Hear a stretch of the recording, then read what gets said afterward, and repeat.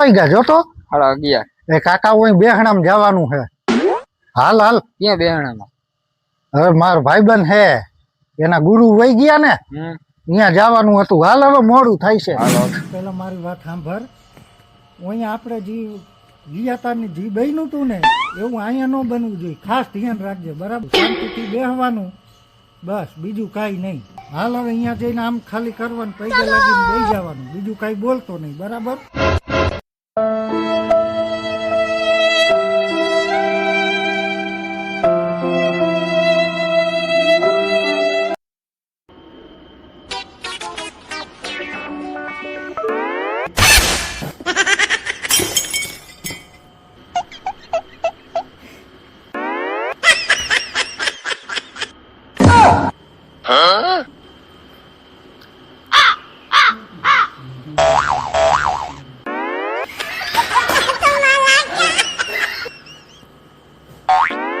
બેહણામાં આવ્યા હું કહે દાંત કટવાનું હે